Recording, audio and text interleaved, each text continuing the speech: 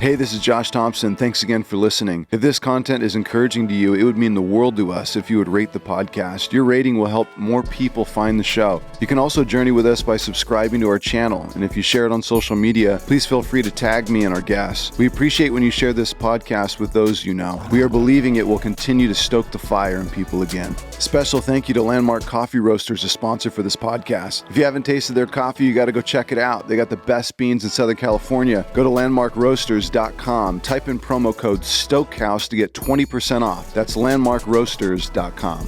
Special thank you to Ola Canvas, a sponsor for this podcast. They build super durable, high-quality clothing out of Costa Mesa, California. Ola Canvas is a small business of creators making some of my favorite clothing and products on the planet because they take time to build each piece and make it with high-quality material. Check them out at olacanvas.com. That's O-L-A canvas.com. Welcome to the Stokehouse. Time to get fired up. Yee!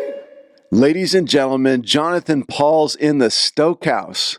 JP, you are a successful business owner, businessman. You are a 3-time Ironman champion, a fierce competitor in sports. You are a Christian who loves the Lord. And in the height of your life, got some of the worst news of life. But you have chosen to use this story to glorify the Lord and to bless others, to bring comfort to them, minister to them. I'm stoked to have you on the show and to tell that story, JP. Welcome to the Stokehouse. Thanks for having me. Yeah, you're welcome. So we have a mutual friend, Gabe Velasquez. Gabe. Hey, Gabe. Shout out to Gabe, who connected us and is at Harvest Christian Fellowship. And I grew up in that church. And JP, you've been at Harvest for how long? Off and on. I mean, started back in, I think, 2005, 2006. Got it. Once my wife and I got married, 2009. Okay. Kind of became regular attendees, about 2009, 10, and then Harvest Partners, and kind of really committed probably since about 2012. Awesome. And so, yeah, you guys, got real connected with Gabe, and a bunch of your stories started to unfold, and that's how we got connected. And it was like, man, JP's got an amazing story of what God is doing actively right now. Like, this isn't a looking back on story. It's really a story in real time that's happening right and unfolding right before your eyes, that you're kind of taking all of your circumstances of all the great things and all of the terrible things that have happened in life, and just saying, you know what, I'm going to bless the Lord. I'm going to use it for His glory and see how this might help others. And so, love to dig into a little bit of that story. Maybe a snippet up front, the trailer up front, before we dive in to kind of tell the whole story. Yeah, I mean, you kind of hit it in the intro. One thing I would say, I'm not an Ironman champion. I'm an Ironman finisher. You're a champion in my mind, man. So not to diss any people that won, I finished. I did do that. Kind of been active, in competitive and in business and, sports, etc. And, as you mentioned, I kind of, was building my career and things were humming along great. And then 2020 happened, and it wasn't COVID, but I got a diagnosis that I thought I had a pinched nerve that kind of started back in 2017 when I was training for my last Ironman. It was my 40th birthday present to myself. It had been 10 years since I did an Ironman and wanted to do another one. And so I had started, doing the training kind of about a year leading up to it, and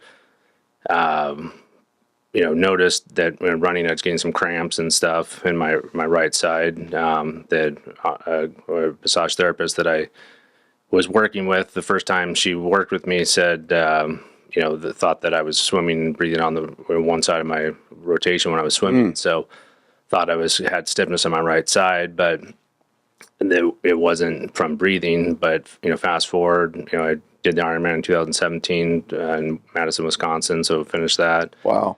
And then, 18, 19 still was, running and was getting kind of back problems and still having cramps kind of my right calf and stuff. And my massage therapist kept telling me, stop running because every time I work on you and get you better, you end up getting, everything that I do to you to recover, you destroy, and we start back over. So I kind of took her advice and stopped running. And then about middle 2019, I started noticing that kind of my right side, my right hand, right arm kind of felt like I had, from racing motorcycles for 10 years as a kid, playing football and lifting weights and running, etc. I thought I had a pinched nerve, and I had her, my massage therapist, I had her come and work on me, and she said, yeah, it's probably you got a bulged disc. So we scheduled a appointment for a neurologist to get in, and we had PPO, but at the even then it was still several months to get in to see the neurologist. And first thing I went in, and they did some. I think I had to say, because I wasn't coming with the doctor's recommendation, I had to say that they wouldn't see me. I said, oh, I was having migraines, which I'd had some migraines going up and stuff, but that was kind of more of a just to get in sooner than later kind of approach. But Right. so I get in. They do. This is by this time now it's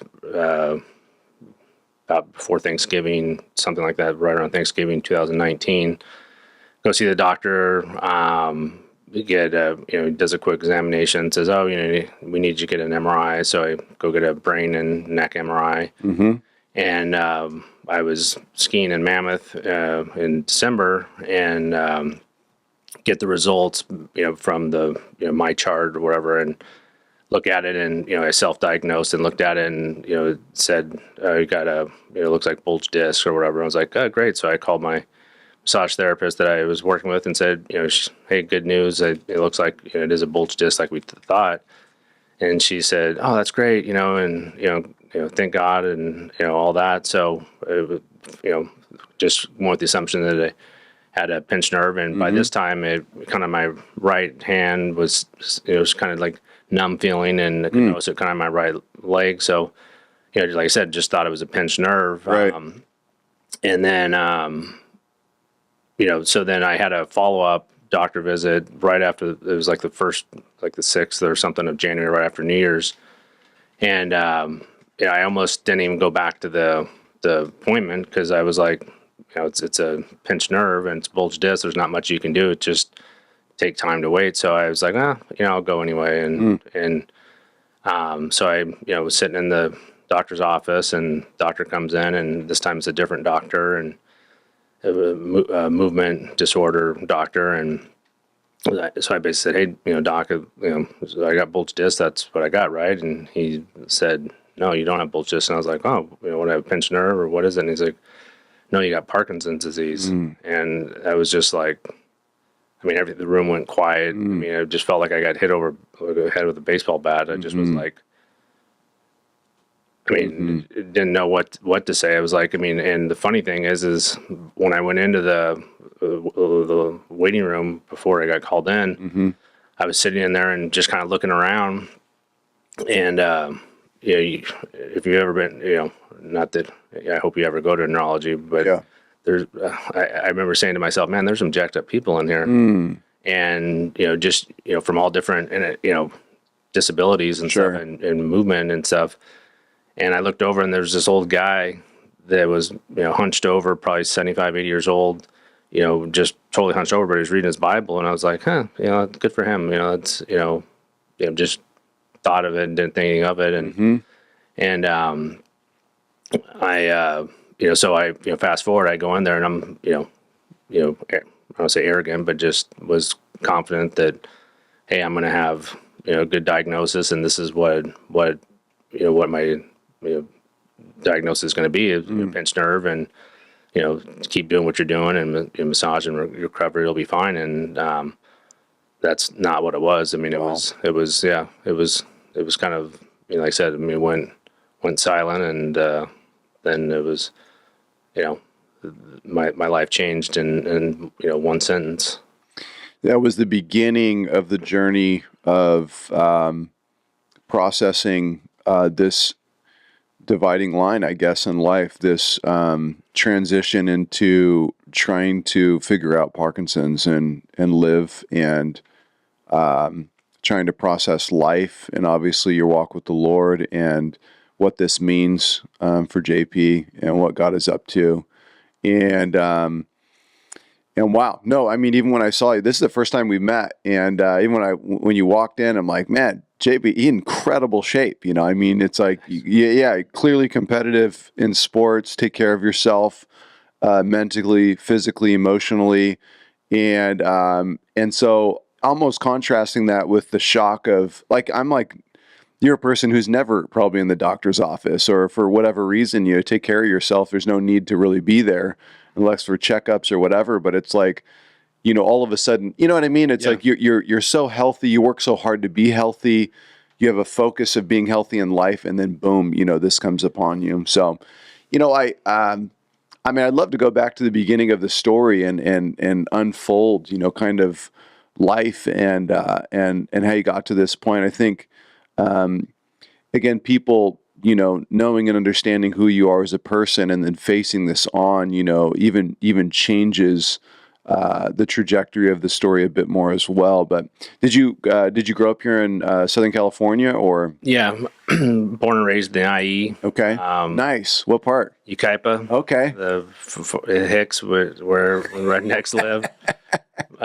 People still don't know where it is, and it's like Ukaipa Redlands, man. Yeah, Awesome. I can only imagine what people told my parents when they moved there, 35, 40 years ago, whatever. Right. I mean, it's pretty nice now, but yeah, it was probably woods and sticks back there, huh? It was great we grew up racing motocross, so wow. Literally up until I think sixth grade, we were the last house on the block, and so we'd drive out our driveway and go up 50 feet, and it was dirt, and fun. We'd go ride for hours in the hills, and it was great. So everyone around us had had an acre, and so everybody had horses except us. Wow. We had dirt bikes. We had dirt bikes, and okay. So that's you two-stroke, you four-stroke guy. Two-stroke. Four strokes were only for the people that couldn't ride back in the day. Now everybody doesn't know. Now everybody doesn't even know what a two-stroke is. So.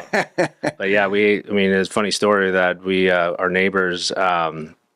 He had three girls, and if you know two strokes, when you start them up, you had to warm them up and clean them out, because they you had to clear out the, I guess, I don't know, the compression or whatever, but you had to get them warmed up. So we're revving them up, and every time he would start and with three boys, and or friends starting him up, it made a noise, and he'd call the cops on us, and usually by the time the cops came, we were already gone, or whatever. But yeah, but people in the neighborhood knew who we were, because we were the ones without horses. But so three boys, is that right? Yeah, I'm the youngest of three. Youngest of three boys. I'm the oldest of three boys. Okay. Unreal.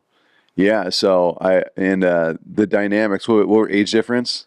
My middle brother's 4 years older, and then my oldest brother's 6 years older. Okay. So, wow. Okay. So a little bit of gap. Yeah. But they probably, you were trying to keep up like crazy. Oh yeah. It was great for every sport. Especially racing motorcycles. I started when I was 5, I think, riding. But my middle brother, both were good riders, but my middle brother was really fast, and so he was racing against him in practice for fun, and competing against him was how I got better and made it easier to go compete against people when I raced on Saturday and Sunday. So did you go big on racing and do all that? Yeah, we raced for about 10 years, and up and down the coast. Wow. Saturdays in Northern California, Sundays in Southern California, and yeah. You know Danny Carlson? I don't. Are you going to meet Danny Carlson? Gabe knows him really well. Yeah. He's a motocross guy, pro, I think. He was racing a ton. Really good friend of Gabe, I believe.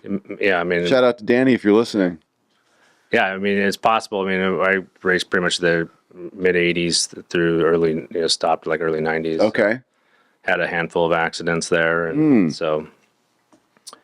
I never got on the dirt bike game, only because I didn't have access to it, but I rode motorcycles I rode a super bike for about 10, 12 years. It was a Triumph Daytona, nice. 1000 cc, and 0 to 60, 3.2. That is a wicked bike. Yeah. I crashed it 3 times. Death wishes, but yeah. Yeah. Rode it when I was young, and Now I don't ride it on purpose. I got 3 kids. I can't do that. Funny story about starting young. So this is kind of, motocross and motorcycles in general is a lot more popular than it was back then. But when I broke my collarbone, I think it was like 2 or 3 weeks after I turned 5, and my mom took me to the doctor, and the doctor said, "What happened?" And he said, "Oh, he crashed on his motorcycle." And she said, or the doctor said, "Oh, you mean his bicycle?" And she's like, "No, his motorcycle." And gave her this like death look of like, what kind of self-respecting mom lets their 5-year-old ride a motorcycle? So when she went home, when my dad got home, she told him, hey, next time you take him to the hospital or the doctor, because I don't want to look like I'm child abuse. But that was only the beginning of my accidents. I mean, I broke ribs and concussions and arm and shoulder, and so 3 boys always pushing each other, right, to just go for it. Yeah. And so grew up riding motorcycles, and you do public school all the way through? Did private school till 8th grade, and then public school in high school. So what private school you go to? I went to a small Christian school in Loma Linda. Oh, awesome! So your parents knew the Lord? Yeah, I mean they brought us up that way. I mean they we went to went to church regularly as a kids, and then we kind of stopped going regularly as we raced motorcycles and stuff. But I mean, a church on the motorcycle was pretty good too. Right. And then, so into high school sports and all that? Yeah. So, I quit racing in, I think, 7th grade. And so, our school didn't have really traditional sports. So I wanted to go to public school, and we were community anyway. So I started, doing traditional sports, and, thought I was going to be a college D1 linebacker and running back. Wow. And you play, you Kaipa High? Yeah. Okay. Yeah. So but I mean, I'm the same height and build pretty much that I was my freshman year in high school. So what outside linebacker? Played fullback and middle linebacker my freshman and sophomore year, and then defensive end, kind of like outside linebacker. Junior and senior year. Okay. Yeah. I played a little outside linebacker for a while. Yeah, and I played quarterback most of my years, but I could read the cadence of the quarterback, and so outside linebacker worked great for me because I could blitz. Yeah. I could blitz on command. Like basically I could hear him go, and when he would call his shot, I would be on the line almost over like when the ball's moving. And so I could sack him almost every time. It was a great time, but I was never big enough. I just couldn't hold my weight. Like I said, I played outside or defensive end, but it was kind of like a outside linebacker. But, as defense lineman, you're taught to stand up and read and push. And, when you're 175, 180 pounds and going against a guy that's 220 or something, that doesn't work. Totally. Even if you're strong. So, whatever the call was, I mean, unless it was slant left, I followed it, but 9 times out of 10, I just shot the gap and hope for the best, coming in, not trying to not listen to coach. But I mean, the reality is, going up against guys that outweighs you by 60 pounds, and you're not going to win that battle. So right. I just, shot the gaps usually. Yeah. So football all the way through high school, and you were shooting for a D1 school, huh? Well, let me back up. That's what that was the dream. That was my lofty dreams as a freshman. Got it. But I guess the old saying, if you don't shoot for the stars, you're not going to hit the moon. Sure. So, but yeah, I mean, reality kind of set in. I mean, I played basketball too, but I didn't grow, and I wasn't fast. Sure. And then. So if you're short, you better be fast. If you're not tall, so I wasn't that, and so I stopped playing after that. After my freshman year. Got it. What'd you do after high school? What's the transition? I went to college in Arizona, University of Arizona. Okay. Wildcat. Oh wow. So I graduated graduated high school and moved away, swore I was never coming back, and 4 years later I was back in my hometown. Wow. So, yeah. Wow. Yeah, you're like, I'm out of this place. You Kaipa, small town. Yeah. I'm out. I'm going to the big leagues. I went a roundabout way. I went and lived with my brother. I actually graduated early in December, and so I graduated early, and my oldest brother was living in Colorado at the time. So I went up there. I was supposedly job searching, but I mean, I wasn't. I mean, looking back, my job searching skills and tenacity wasn't what it is today in work ethic, but had an opportunity to come back down and work in Southern California. So 6 months later, I was back living with my parents again with kind of my tail between my legs. And then it took about, I think, 6 months or so. Then I got my own apartment, and then kind of worked into career path and kind of worked. What's the word? We're just kind of worked towards a new path in life rather than kind of feeling like I was back in my hometown kind of thing. So you, and is that how you found your way into business? You just was the same trade? You're working your way into it? No, I actually started off in telecommunications, and my brother was in that arena. He started a company, and so I went to work for him, and then we did that for, I don't know, 3 years or something like that, 3 or 4 years, and kind of this .com era, and economy was changing, and the dynamics of business changed. So he decided to do a career change and was going to go back to school, and I decided that at that time I was in sales and kind of wanted to stick in business to business sales, and I thought, hey, real estate's a good way to make money. Everything was everybody was making money at that time in it, and I figured, I didn't want to deal with housewives and do nights and weekends. So I thought commercial, the bigger buildings you sell and lease probably make more money. So I did that and, struggled for that. But the first couple of years, we just kept grinding it. And then 2009 happened and things kind of, went down, but kept grinding and came out stronger on the other side. So there's a lot of opportunity showed up when the market went. Yeah. Luckily it was, when I got out, I wasn't making money, but it was doing okay and enough to pay off my student loans and get rid of debt. So my wife and I bought our house, and then, then it was like, couldn't lose, my income couldn't get cut in half, and sure enough, it did. And then it couldn't get cut in half again next year, and it did. So we grinded for a couple of years, and, those down years, but I figured if I got out of the business, I wouldn't be there to do anything when it comes back around. So, so I just, kind of kept sticking with it. And I figured if I was going to do anything else, it was going to either, go bartend at nighttime or do a different, sales career. And I figured if I'm going to do a sales career or if I'm going to do some night job, I might as well put more time, working on this. And so, sometimes we would on weekends, and my wife and I'd go, I don't say cold calling, but would drive the market and make notes and stuff, and kind of, I don't know, a non-exotic date night, but it's kind of how we did it.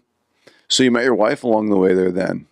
Yeah. You said around 2008, 2009? So we got married in 2009. We started dating in 2007. Okay. Shout out to your wife. What's her name? Mary Lou. Mary Lou. Yeah, she's the best. Awesome. She, people ask her what her job is, and then she work. I say, her job is to take care of me, and she does a good job doing that.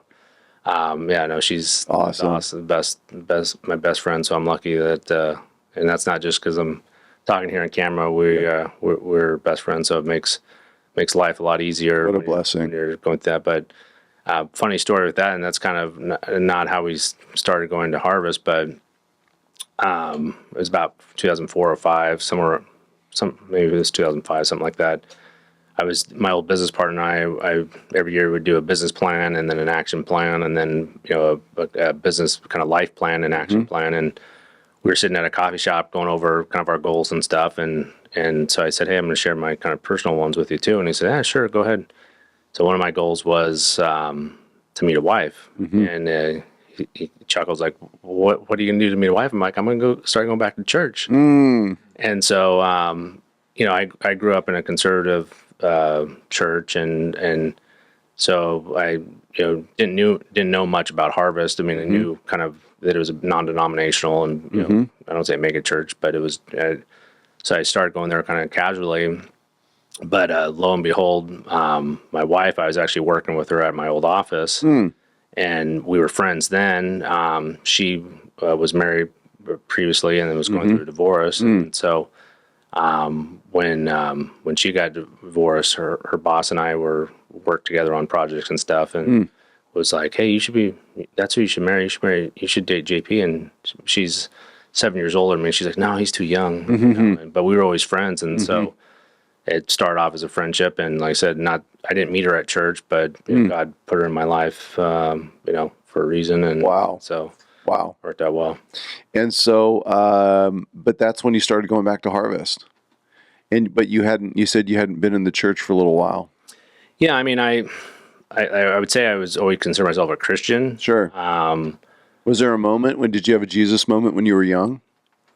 Or was it just you being raised going to the private school and, being raised in a Christian home? Yeah, that's a good question. I mean, I've always, until later in life, and we'll kind of get in my down the road, but I had friends that I'd gone to high school with, and friends that I work with that I would consider great Christians that had the come to Jesus, find the Lord, kind of in high school or college or whatever. And I don't say I joke about it, but I would say I never had that epiphany moment because as a kid, from the first thing I knew was going to church, and but everything to me was kind of like. I remember my grandparents watching Billy Graham, when he would be on TV and stuff, and to me it was just like the Peanuts, blah blah blah blah. Just it's like I didn't comprehend it. Sure.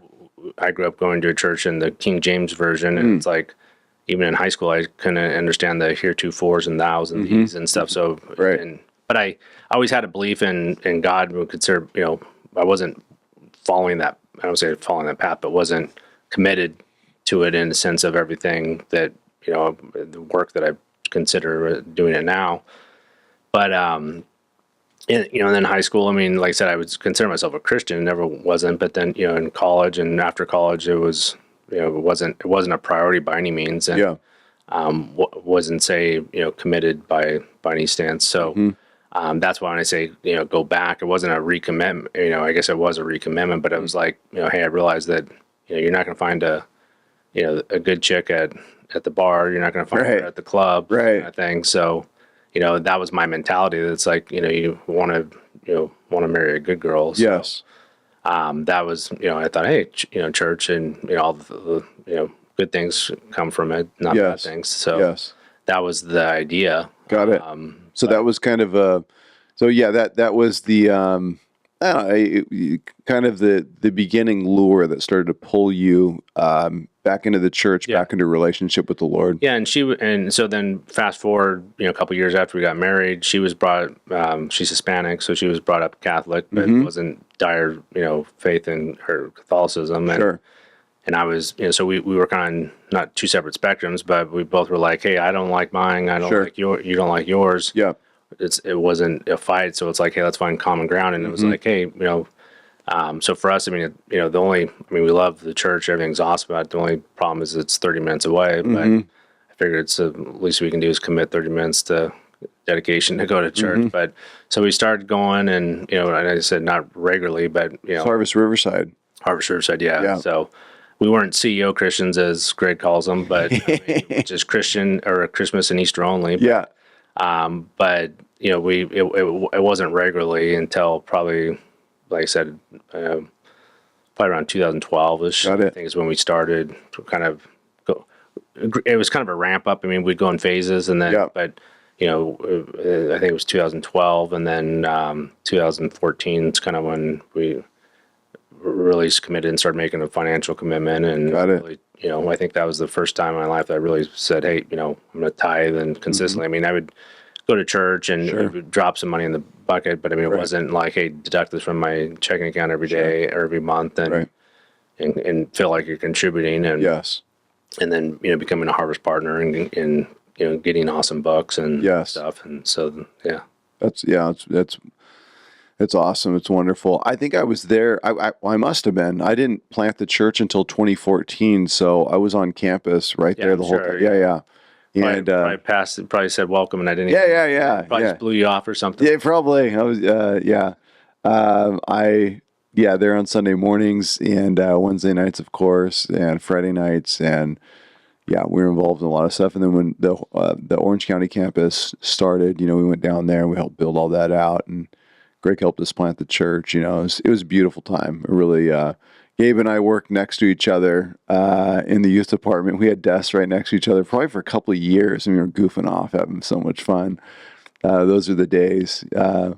But somewhere in there, so you've met your wife, you start going back to church, you're dabbling into commercial real estate, and somewhere in there, you must have been pursuing the Ironman. Yeah, so this is a big deal, JP. This is a massive deal, right, in the man world. Like, I've never done an Ironman, but like, I would love to even attempt a half Ironman, you know? So I'll give you kind of the short story long, a long story short on that. So Like, you don't just do this. yeah, so back when I was single, so it was 2004. Yeah, 2004. I'd broken up with my ex-girlfriend at the time, and a friend of ours had just gone through a divorce, and we both he was a little older, but he'd put on some dad weight, and I'd put on some post-college weight, and Sure. we were driving to Vegas for either a concert or something or whatever, and it was like almost New Year's. And so we kind of, once again, was talking about business plan, action plans and stuff, and we both were like, hey, I want to lose some weight. And so I was like, part of making goals is not just setting, saying I want to lose weight. It's how much do I want to lose and what's my action to do it. So I said, hey, I want to lose 25 pounds and this is what I'm gonna do and kind of work out. And he said he used to be a cyclist, and we had another mutual friend that had just done like a small sprint triathlon.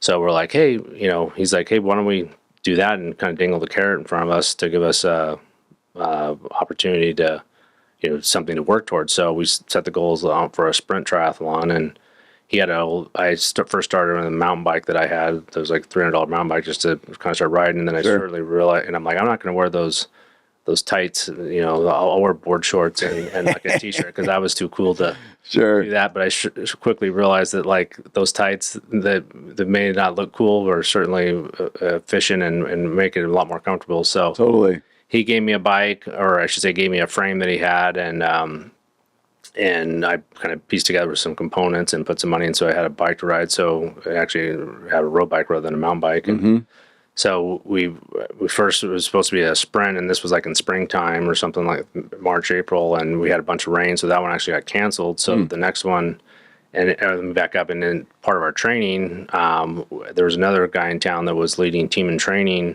He ran their marathon division, or half marathon and marathon, trained people to go to Maui and run Maui's and marathons. And so he hooked us up with that, and so we agreed, and we were like, hey, we'll do a half Ironman. They'll give you a wetsuit, they'll pay for your your entry fees and stuff, but you got to raise like $5,000 or something, whatever, to do it. So, and they'll give you a coach and stuff. So I mean, I thought that was like, well, I just haven't done a sprint triathlon yet, and so, but that was in September, so we're like, hey, you can do it, and you can, if you set the goal, whatever. So kind of started working at it, and I mean, I'd never ran more than 2 miles, maybe 3 miles tops in college or something like that. I was never a swimmer.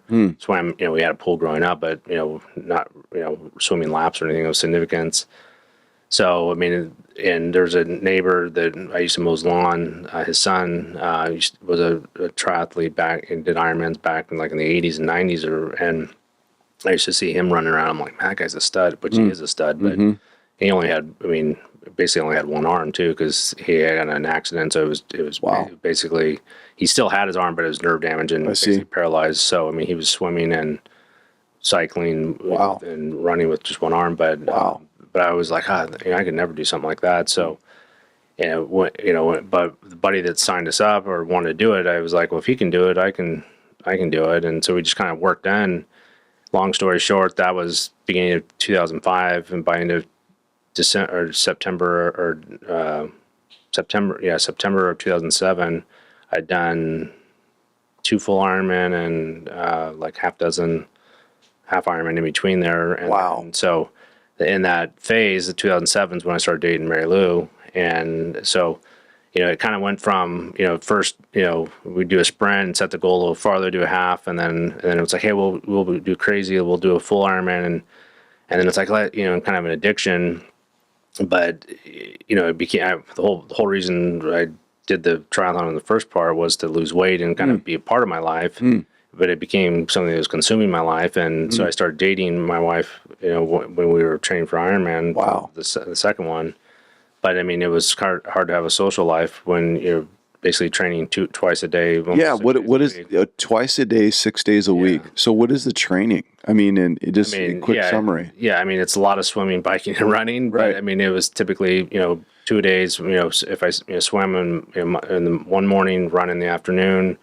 Run one morning, bike the next afternoon, and then Saturday and Sunday were both like long swim. We call them bricks, where you do a long swim and then go ride for depending on what the distance is. But swim for 45 minutes to an hour and then go get on, go home to try to simulate race scenario as much as possible, but go back to my apartment, change real quick, get on my bike, and then go ride for 3 to 4 hours or 5 hours. I mean, sometimes longer, but Wow. and then so you're beat from doing that Monday through Friday, and then your girlfriend you're dating wants to go out Friday night, and you don't have a lot of energy, and then Sure. Saturday morning you spend 6 hours of training. So when you come back, you really want to take a nap, and you really want to do anything on Saturday night either. And then Sunday you do a kind of light, another workout as well. So you're not really in entertainment mentality. Right. So, When you look back on all this training for the Ironman, is there like one thing that sticks out to you, like that really makes or breaks a person? I mean, I think the biggest thing that for me, or just in how I've attacked kind of my disease and everything in life, is it's just one step at a time. Regardless of whatever distance I did. I mean, I never broke down, an Ironman's 140.6 miles. I never looked at it as 146 miles. I looked at it as the swim. I got to swim to the first buoy, Right. and then the next buoy, Right. and then the next buoy, good. and then the next buoy, and then turn around, and then the next buoy, and then the shore, and then on the run, it's like, the first mile aid station, then the second mile aid station, and just compartmentalize it. So good. And it goes back to, kind of the same, how do you eat an elephant one bite at a time? Sure. So Sure. that, for me, that's, And the training's the same, right? So you're just building up. Yeah. You swim 10 minutes and you're swimming 20 minutes and you're swimming 30 minutes and you're swimming an hour. yeah. I mean, the amount of swimming that I would do and distances that, if you would have told me initially, I'd be like, you're crazy. I could never do that. I mean, or running and, it got to the point where you're like, oh, what are you doing? Oh, I'm just going for like a 10-mile run today. And you're just like, it's nothing. No big deal. No big deal. I mean, not that I'm lightning fast. Sure. You just take your time, just get after it. You could do it, but I don't know, saying that I've kind of stolen or combined from a lot of people is, small daily repeatable tasks over time turn into large significant accomplishments. And so, that one step at a time kind of mentality is, people want to say, how do you make $1 million? $1 at a time. Right. Nobody just, that's the lottery if you go from one to $1 million or type of thing. So Do you feel like you're 3 Ironman finishes? yeah. Ironman champion in my book. 3 Ironman finishes. How much do you think did that play a lot into the building of your business? Yeah, I mean, you could argue that yes, and you could argue that it was a distraction too. I mean, but I think it did help. I mean, especially early on. Like preparation of mind and, dedication, focus. Yeah, I think early on, when my first one I was doing, I was single, I was broke, and trying to build my career and stuff. And, in commercial real estate, there's, a lot of, long days and a lot of ups and downs and stuff. So I remember, I would come home from work and be frustrated and for whatever reason, whether it's doubt, discouragement, whatever, and go for a workout, whether it's a swim or a bike ride or a run, whatever was on the agenda, and it's like you're pissed off the first 10 minutes of the workout, and then you kind of start working into kind of some clarity, and then by the end of the workout you've run these scenarios through your mind, and you come back home and you're like, hey, I'm cool, I'm ready to go to sleep and fight the next day. And then you get up the next day and you have another workout before you even go back to work. And then you go get beat up again all day at work. And then you start the thing. So it was definitely a catharsis and stress relief. And I mean, even to this day, I mean, when I, cycle and stuff, and I mean, I'm always, whether it's relationship, financial, religious, vocational, I mean, I'm always thinking stuff, through, in my mind and resolve. So, and I think being, physically fit, it makes you stronger and better to fight whatever things you're coming into from, health wise and Totally. And, can attack it. So yeah, I would definitely say it helped me. It is Ironman or Ironman training probably the healthiest, probably not. And certainly not for me, who's not naturally gifted at any of the 3 disciplines. So, but I'd say I was mentally tough, so I could gut out most of the stuff, and It's incredible. But yeah, I mean, it definitely I would say helped me. I mean, I find the same to be true in my own life. It's like working out or doing something physically active almost helps me file away all of the loose papers in my mind. Like I find as I'm working out, it's like filing all of these things emotionally, spiritually, physically, work, church. I mean, just all of the projects, all of the things, things with my wife. That's a great analogy because Same with my kids, you know, like people always think that like everything comes in, life is not just in even though you may think linearly A to Z, things don't come to you at that. And so you're compartmentalizing, you're solving this thing, you're asking this question, and, an idea pops into your mind and when you're thinking about something else, but it does, that filing, that's a great way of looking at it. It's weird that that physical exhaustion does that, or physical exertion does that. That even if I'm working in the garden, and I'm just, working on working in the dirt and planting a plant, doing something, how these physical things that I think we were built to do, we were meant to do, and now we live in this 21st century. We could literally sit inside all day if we want to, but we have been built to work by the sweat of our brow. It's part of the curse. And Adam was actually working in the garden before the fall. God told him, take care of the Garden of Eden. That's your job. And so Adam was doing that joyfully unto the Lord.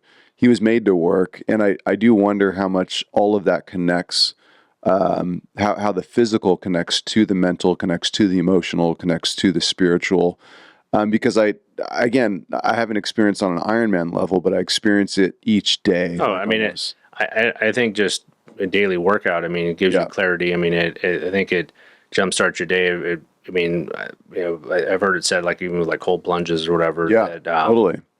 Some people, not so much that it has all these potential health benefits, but it's just the fact that you're willing to do something that you don't want to do initially of the day and get that done, which sets a daily routine for you and a habit. And so good.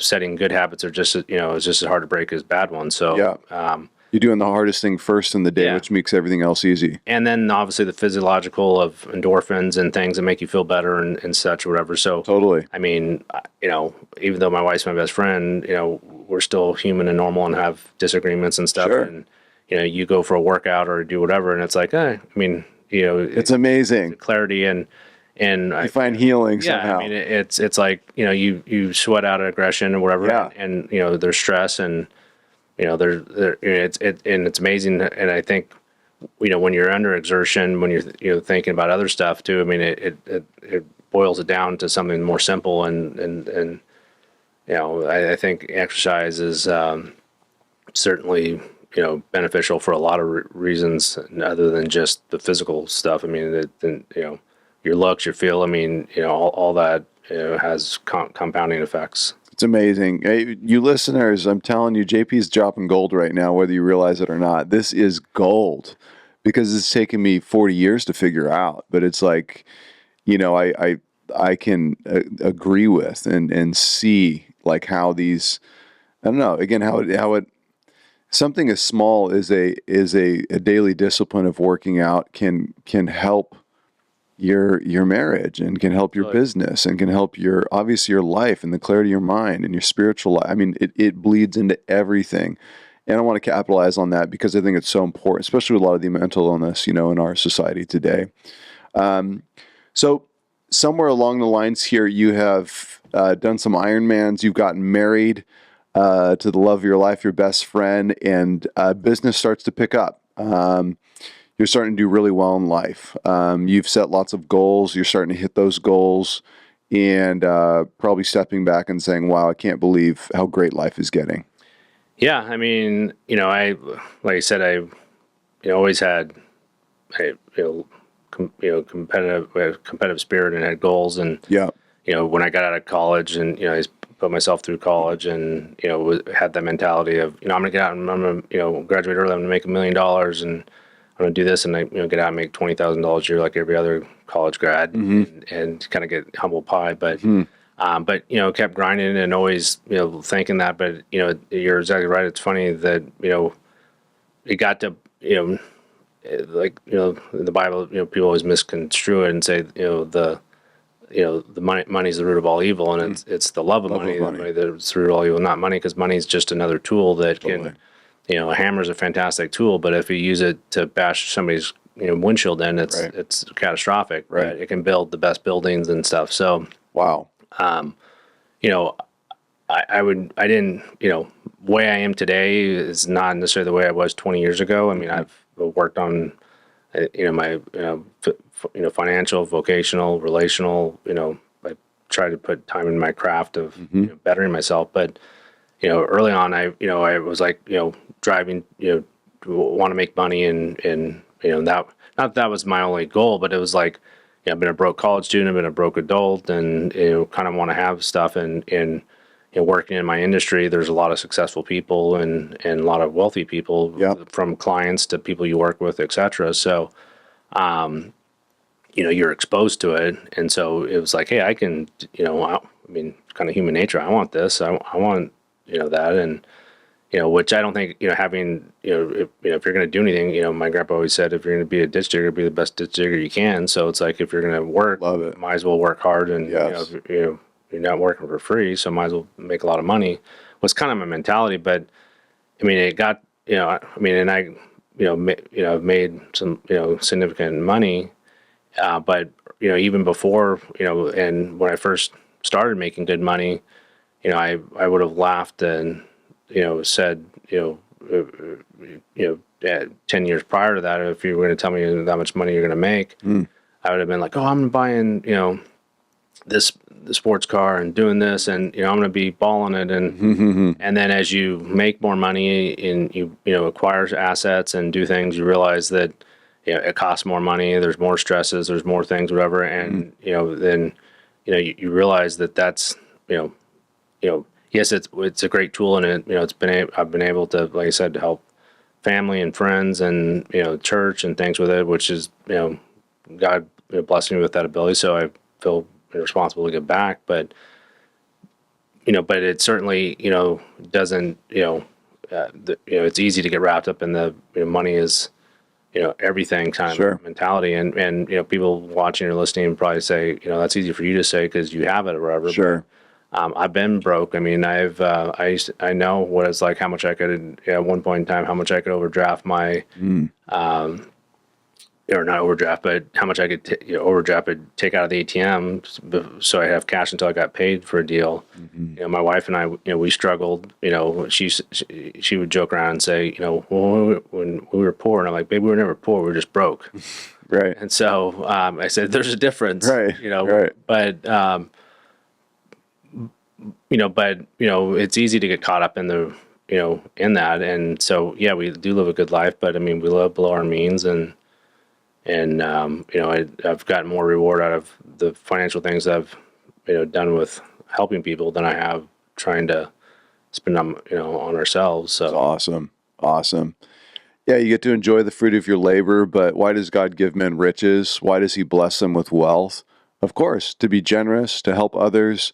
You only need so much. You can only buy so many toys, and it's fun and it's a blast. You can only eat so much good food, and then what are you going to do with the rest of it, right? It's like, I got to use this for God's glory. I got to figure it out. He's given you that ability to see business, to see finance, to compound. He's given you insight into that world for whatever specific reason, and it's awesome, JP. You're using it for the glory of the Lord and investing in his kingdom. So again, it sounds like, again, from college, to training, and trying to start business, getting married, you build the business, you get established. I think you had said you've been married to your wife for 10 years. Sounds like life is like, finally, the bricks are stacked. We got this thing, dialed, and I kind of can't wait to see what the next, 30, 40 years holds. And boom, this bomb goes off in the center of it all. yeah, I mean, you're spot on. I mean, that was kind of the mentality. I mean, we're having financial success. We're doing well and acquiring wealth, and I don't say live the American dream, but just living the good life. Yeah.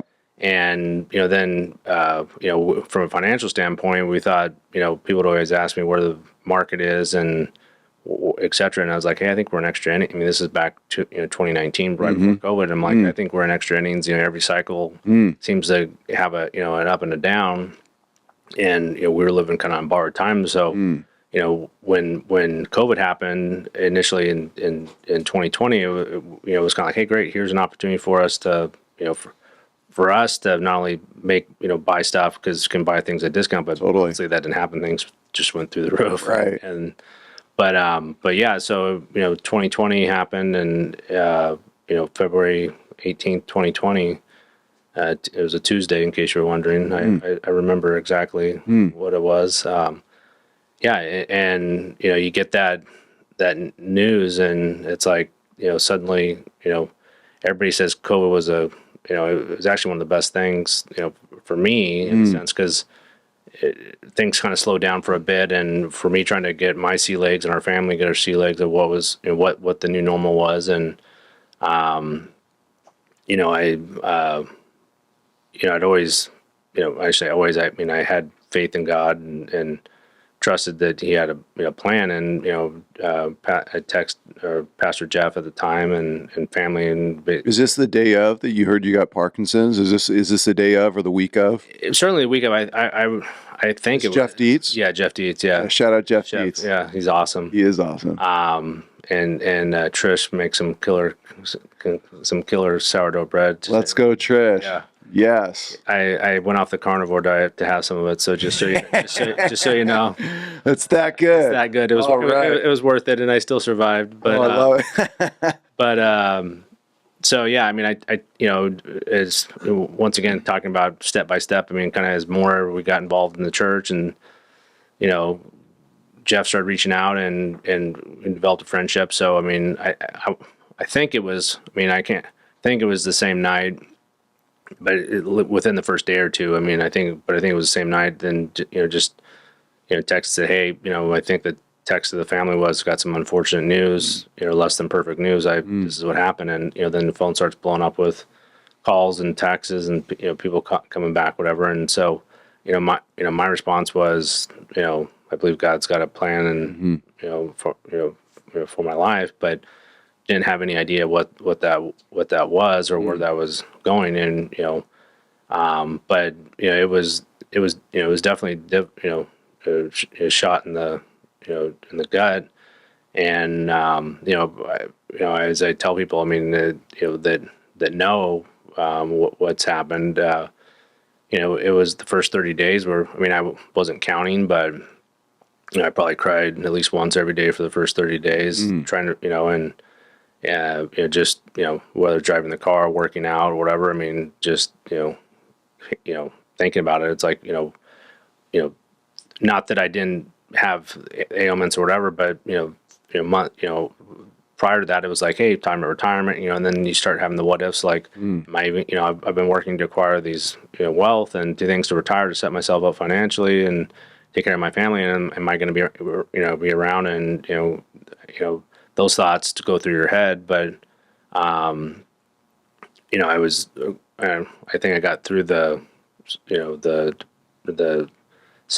first step was, hey, okay, got to get a second opinion type of thing. And so, my doctor, which, not to disparage doctors, or this particular doctor, but I think I learned this saying from other people that I listen to podcasts and stuff, that a lot of physicians operate under the diagnose and adios mentality. And my doctor was just like, yeah, this is what you got. And, it was like, there's nothing you can do, kind of thing. I mean, wow. He didn't say those exact words, but was just like, oh, here's this. I mean, luckily the nurse came in, and, I was crying, tearing up, and she prayed with me, which was awesome. But wow, praise God. And it still pisses my wife off that to this day, that she's like, I can't believe the guy just said that to you, and you're just But I mean, I'm in sales, and I don't mind the blunt delivery. There's no way to sugarcoat it. But I mean, we could have said, hey, here's some help groups, here's some things, here's a solution. Here's a wean you into this. It's not a it's although it's a terrible diagnosis, but you can there's optimism, there's this or whatever. It was just kind of like I said. I heard it on from a guy that was trying to help his mom on another podcast, and it had nothing to do with Parkinson's, but he was talking, he ended up writing books and stuff, but he was a journalist, but became like this health guru. he said that coin, and I was like, that's exactly what my doctor said. So I had a friend, and I have several friends that are physicians, and one of them's my dermatologist that I'd known since third grade. And so I went back into before I got diagnosed. I mean, I had neck pain, and she noticed, that something wasn't right. But so I went in to see her like 3 months later, because I go like every 3 or 4 months just to have fair complected.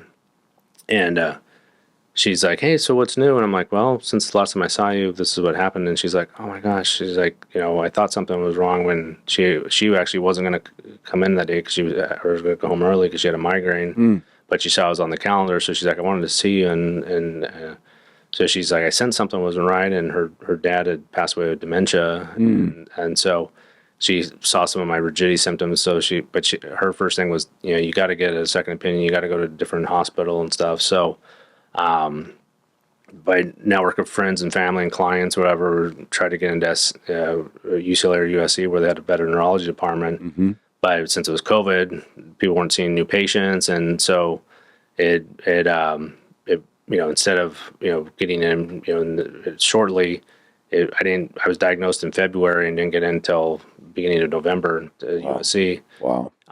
And when I got there, it was, I'd already come to the reality of acceptance of, hey, the medicine's working. I have this. My point of the second opinion at that time wasn't, hey, initially my wanting to get a second opinion was, hey, is this what I've got? Or, maybe it's a false diagnosis. Sure. My these blood results could skew this or whatever. Maybe this is what's happening. And so it gave me time to kind of compartmentalize and come to reality of, okay, this is what I have. But I went with my mentality was I went with a pad of paper with a list of questions of like this, and this, and it was a godsend. I mean, the doctor there was like, "Oh no, there's diet and all, there's all these different things that you can do to, it doesn't cure it, but Sure. studies have shown that, this diet or this exercise or blah blah blah." And so that's kind of when I went on keto back, because I guess the keto diet was originally diagnosed for people with epilepsy, and Wow. and so I tried that and lost, I wasn't overweight, but I mean, started Sure. losing weight, and Sure. and then they were saying, go see a physical therapist because of the motion, because as you progress, you want to have a strong core, and it was just like, wow, there's something more that you can do, and Totally. and then in that meantime, I listened to a podcast, Map My Fitness with Dr. Rhonda Rousey. Is it Ronda Rousey's the woman fighter? fighter? It's Rhonda Patrick's. Patrick's. Okay. And so she had this doctor on, Dr. Pitzinger, who's now my neurologist, and she said, and so I was listening to it, and it was interesting because she said, her philosophy is it's 50-50, 50% medicine, 50% work ethic and movement, because movement helps create dopamine and Got it. so it helps with symptoms and stuff. I see. And so, she's like, whether you're in a wheelchair or whatever, this is, you should still have, the medicine helps you do stuff. And so at the time, before I went on medicine, I mean, I couldn't do 10 girl push-ups. I mean, my arm was weak and pain and stuff. And obviously that's no problem now. But Sure. so the medicine helped me, it doesn't cure it, but takes some of the symptoms of rigidity with the stiffness in my right side. And so, I didn't see her. I saw a different doctor at the time, but he was the one that was like, yeah, there's all these things, whatever. And so, and then fast forward now, I mean, he went to a different hospital, and now Dr. Pitzinger, who I was listening to on a podcast 2 years prior, is now my neurologist. So kind of things come full circle. For those listening, maybe who don't know what Parkinson's is, what exactly is happening neurologically? What and how does that manifest into reality? Yeah, so I guess there's four main symptoms. Everybody always thinks of, I don't say Michael J. Fox or, Sure. or people with someone with shakes and tremors. I don't have that. Got it. I just have. I mean, there's four major symptoms, but the two major ones are stiffness, rigidity, which is what I have. Okay. And that just means your stiffness in your muscles and your. So there's well, I should say the four ones are rigidity, like mass face, which I supposedly I've got, but people just I always said I have a dumb face, but I didn't know. And then tremors and speech. So sometimes like my tone of voice will sounds like I'm mumbling, but Sure. just because I think I'm talking louder, but I'm not. I see. So if you have three of the four, it's considered Parkinson's. So knock on wood, I don't have any of the tremors, but for me, like, what happens is it's stiff. I mean, like my hands don't move as fast. Sure. Eating and texting. I mean, texting is super hard. I mean, it's everything's slower for me to do it. But as far as like, I mean, I still cycle. I mean, I can still. I mean, there's nothing that I mean, everything I once did, I can do it. Just some stuff is slower and harder see. for me to do.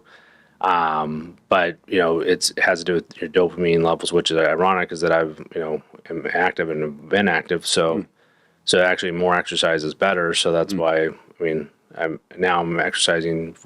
Not that I didn't have intention before, but it's more for really intention. And diet is for intention, not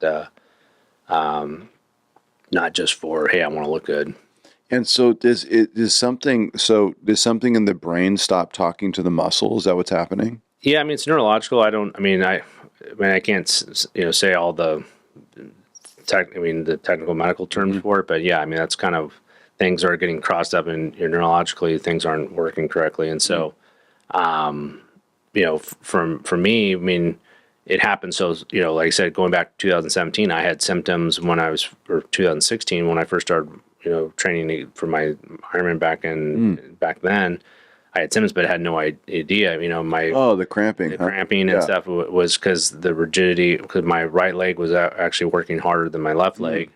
I see. And stiffness and stretching, and so I had these issues, but didn't realize it. But then things start progressing. But I told people, like, if it happened overnight, I would have thought I had a stroke. But the symptoms that came on so slowly that it's like, oh, my handwriting started getting, was never great, but it got worse. My texting, typing, fast twitch muscles with my hand, trying to put a key in, stuff like that. Find those all of a sudden, walking, and then my foot, kind of started not dragging, but it didn't just walk the normal cadence. So I mean, if that happened overnight, but like I said, theoretically, it's probably happened over a 3 or 4 year period. But when I started noticing something, and then Mary Lou started noticing, like I was talking, I'm like, am I stuttering? Am I like? She's like, yeah, I've noticed this, or whatever, and so those things start. Not thinking that it was part of it, but so some of these symptoms, if I had them, if you just woke up overnight and had this, I would have thought probably had a stroke. But since it happens so slowly, the progression didn't seem like it was. It just sounded like that's why I thought I was a pensioner, because playing football or whatever, you get a kink and it's like things are tight, and it wasn't like I just had instantly no thing. It just a kind of nimble or a tingle, and then now and then my arm started kind of coming back, it kind of tightens up or whatever. So the medicine that I take basically helps me. I don't say softens my muscles, but loosens me up and relaxes. Yeah, I got it. How has the Lord showed up in all of this? So you've shared a little bit of it, but it's like you get this bomb goes off in life, and you start reaching out to the pastors that and you're going through this process of accepting this reality, and the Lord starts opening your eyes to see kind of your reality in a new way.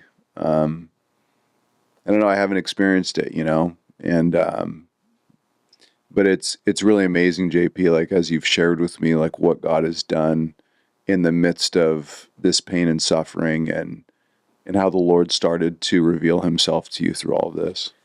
Yeah. Kind of first things first, shortly thereafter, I was diagnosed, Jeff and I had lunch, and we would probably once a quarter, maybe once a month, to go in spurts, but that was the first lunch back that we had after I was diagnosed. I mean, he said some profound words or comforting words. Was, I mean, he said, look, obviously we as Christians, or even if you're not a Christian, know that tomorrow's not promised to any of us. But he said, your future may be more defined than potentially what somebody else's is. And I thought, and it gave me some clarity. It just is like, hey, you know what, yeah, my mobility, but it wasn't like doom and gloom, but just hey, you may have this, you have a more defined trajectory of what happened. So now they gave me peace, but I walked away from that. I was like, hey, comforting, and he said it, and then he also said, because I was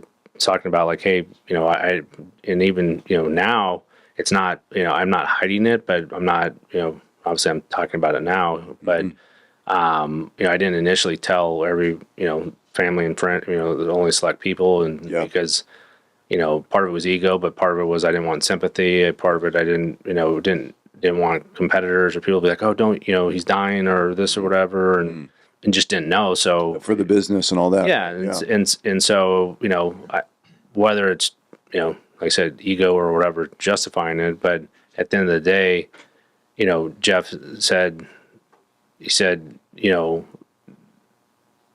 if you tell people later, it and when you realize what you've been going through, it'll probably have more profound. People will be like, wow, I didn't never knew you were going through that. And wasn't trying to hold off to be like, hey, I've got a date where I just kind of tucked that away. I didn't even think that it was really the profound thing that he said. I just remember him saying that now. But so I just kept plugging along and working and getting more intentional about my diet and changing lifestyle and stuff, and just kind of coping with reality. And like I said, initially the first 30 days, was probably the worst, because it just was like, wow, what, not the, why me's or whatever, but it just was like, people would always ask, what do you think caused this? What do you, whatever? And I'm like, I never really gave a lot of thought. I mean, I've thought about it, but I mean, it could have been the concussions. I had multiple concussions racing motorcycles. I got dragged by a horse. I got played football. I was exposed to a lot of gasoline riding racing motorcycles. I mean, it could have been, the gut, taking a lot of antibiotics as a kid, and my gut biome got messed. I mean, a high vegetarian diet and high carbohydrate diet as a kid, processed foods. I mean, who knows? Who knows? Right. At the end of the day, it doesn't change anything. So Right. I never really dwelled on trying to find the reason why. It's more of, I focused on, this is my new normal. How do I live my best life that I can? And, when I texted Jeff the first time, as I said, I said, hey, I believe God's got a plan. And Romans 8:28 is, was and is my life verse. And, Wow. and just realized, but I didn't know what things would work for for good. I mean, things in my life have worked for good, and finances and stuff. When we were broke, when I started making money again, and realized like, hey, spend wisely, not go buy the new house and do things whatever and stay. So I just kind of kept holding true that stuff would happen, and as time went on, and kind of just keep grinding in faith and keep studying, and opportunities kind of came up with friends and family that had been going through stuff, and they would say, hey, I'm going, a friend that was going through marital problems, and it's like, hey, well, I'm going through this, whatever, and wasn't trying to truly like minister him, but just was just saying like, look, hey, you're going through trauma, I'm going through trauma as well. I'd encourage him to, pray and, and trust God, and, whether you get back with your wife or you get back with your husband, I'm not telling you to do this one or the other. I'm just saying, this is what I'm doing, and following the path. And then, not that I had, tons of opportunities, but, things came about like that were happening. And it was just like, hey, felt good that, maybe, helping, that something good out of my bad is happening. And then about 3 years, about being at 2023, somewhere around there, you've read, I'm pretty sure you've read probably Rick Warren's Purpose Driven Life. And so, the first words or first sentence of his book is pretty profound. It says, "It's not about you." And about three, I mean, I don't say it was the exact day, but probably, with right around the 3-year mark of me being diagnosed, and probably the next 3-4 months after that, kind of through summer, I started, realizing or noticing, every conversation I'd have with people, it'd be like, you should tell them about your situation or whatever. And or people that knew about my situation would be like, man, you're doing great. You should write a book, or you'd be an inspiration to people. And then I would, I'd hear sermons, whatever, and podcasts. And it's like, it's like, how was these things? I'd read a book, and, I was reading Max Lucado's book about Esther just as time as this. And it's like, how did this just come as a harvest partner at the right time, right when I'm having this time? Right. I mean, it's like, it's not all by accident. So, I remember, last summer we were driving up to Mammoth, and I told Mary Lou, I said, I think God's calling me to, because I start hearing, in every, this theme was, it's not about you, kind of, and sermons and everything else. And so, it was too many coincidences, and, pray and stuff, whatever.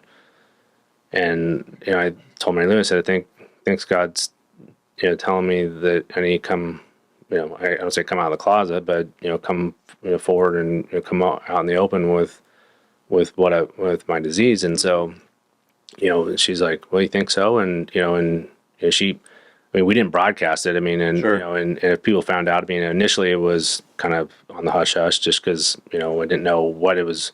I mean, for example, I mean, we hadn't seen a friend prior to me get diagnosed for a while, and we're at a friend's house for a party, and they're like, hey, we haven't seen you guys for a while. Are you guys going, having marital problems and stuff? And we're like, no, we just haven't hung out with you guys in a while. And this is before we got diagnosed, I mean, years before. So it was just like, I didn't want to have that, mentality. So the people that we did tell was like, we wanted them to know, like, hey, if I'm depressed or she's depressed, or if you notice something, I didn't know what the medication was going to do to me, if I was going to be, what it was. So, we were kind of selective. And then as things progressed, it's like, hey, I'm kind of normal. So just why, I don't need to tell people like, hey, by the way, I'm, 2 years ago I got diagnosed or whatever. So we just kind of let it, sleeping dogs lie, for lack of a better word. And so, yeah, I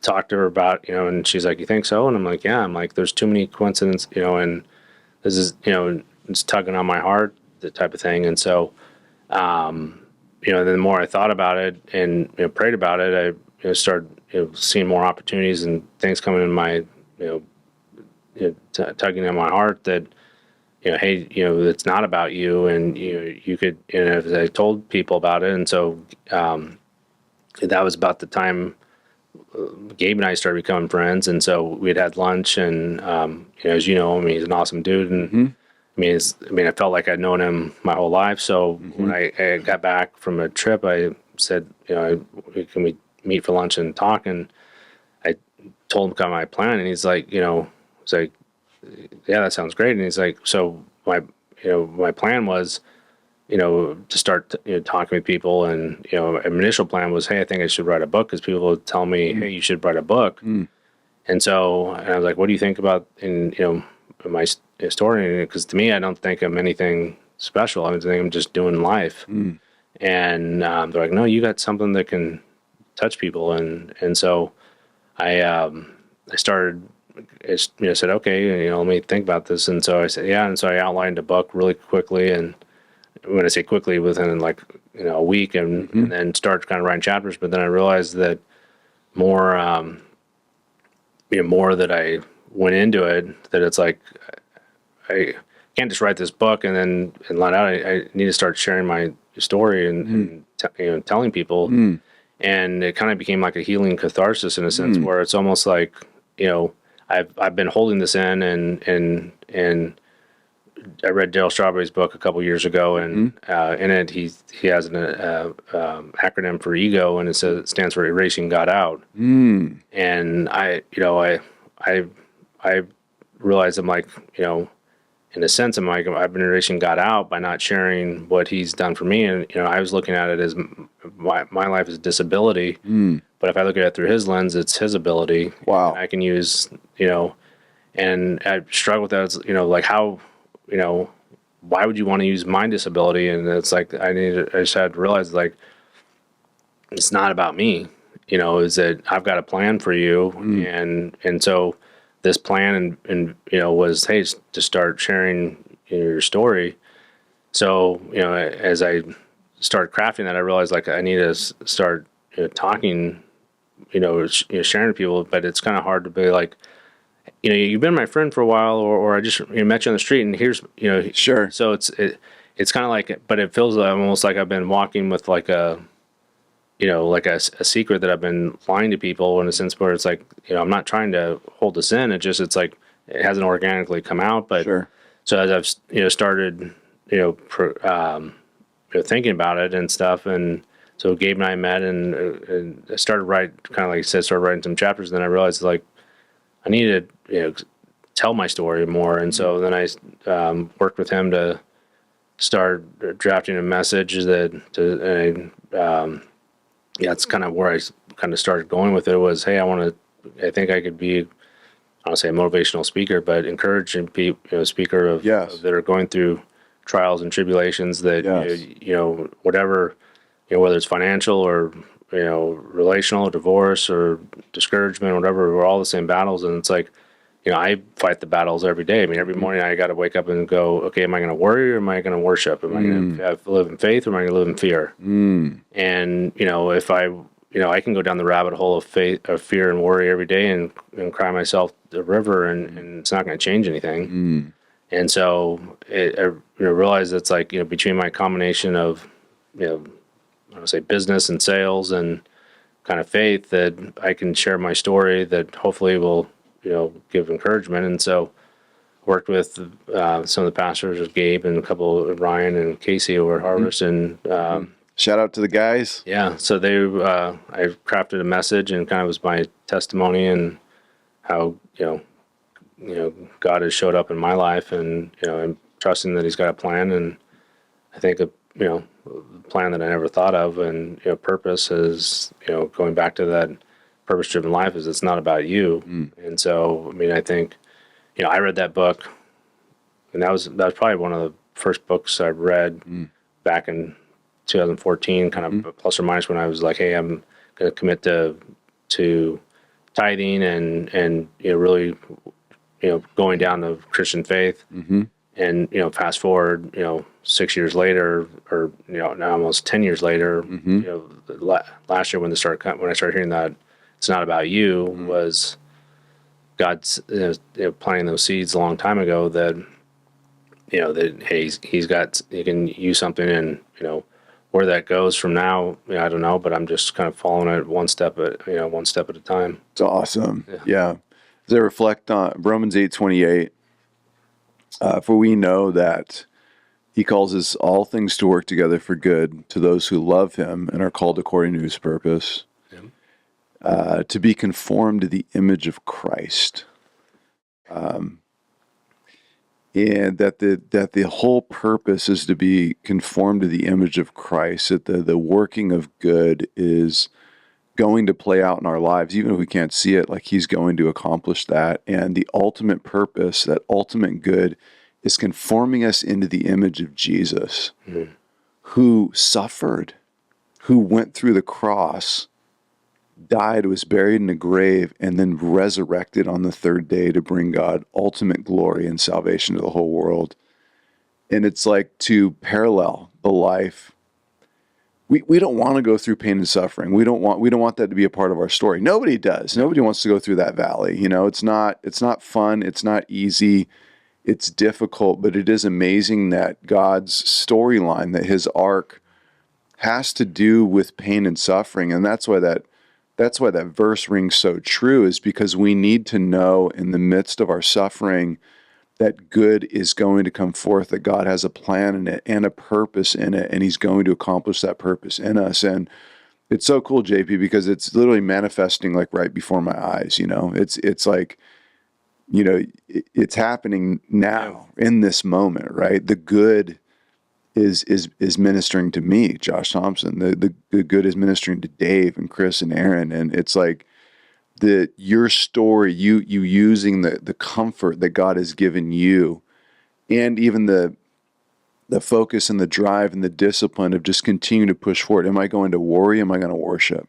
Am I going to be in fear? Am I going to walk by faith and trust God? It's like you're sliding bags of gold across the table, because it's like, I need that in my life as well. You had mentioned earlier that you'd heard a sermon where Pastor Greg was saying, it's not if, but when, and like everything may be great in life, but that phone call might come, or, that thing might happen. And all of a sudden, you're going to need God to show up. And when he does, I think one of the greatest miracles in a Christian's life, I should say one of the greatest miracles on the planet, is not somebody's leg healing back. It's not somebody even, the blind all of a sudden seeing. That's a great miracle. It's a great, beautiful physical miracle. But the greater miracle, yes, is the heart change that takes place.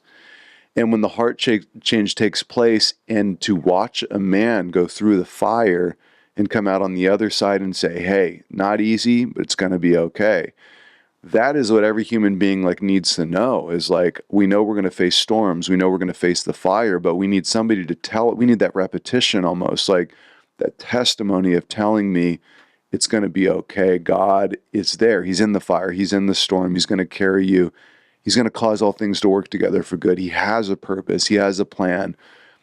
And then I'm sure the day you're 70, 80, 90, 100 years old and you're reflecting back and you're like, I wouldn't wish it on anyone, but I am absolutely in shock that because this happened to me, that miracle took place in that person's life. That miracle took place over here. That miracle took place. And I reflect back on it wondering, gosh, if that never happened, maybe I would have never had the chance to minister, It's amazing how, again, if the cross didn't happen, if the pain didn't happen, the suffering didn't happen, if the trial, the temptation that Christ had to go through of Gethsemane and all of the drinking down of the wrath of God, if he didn't go through all of that, salvation would not exist for the world. And so it's almost a hidden secret in the gospel that when Christ goes through the pain and suffering, it produces, he gives us beauty for ashes.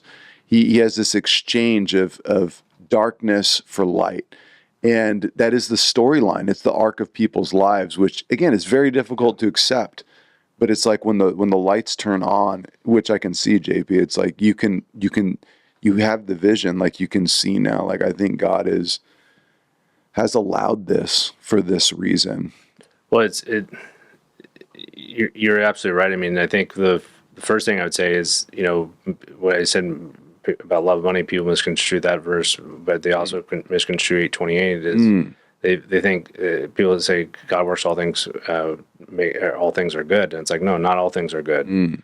He can work all things for good for those that are called according to his purpose. So it's not saying that Parkinson's is good or That's anything right. like that. Is that he can work it even despite my crappy situation.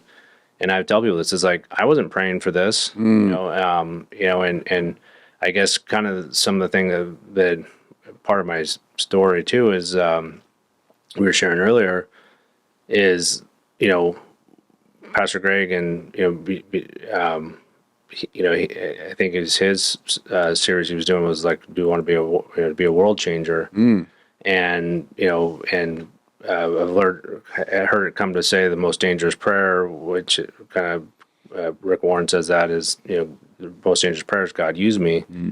And the funny thing is, before I was diagnosed, I was praying God use me.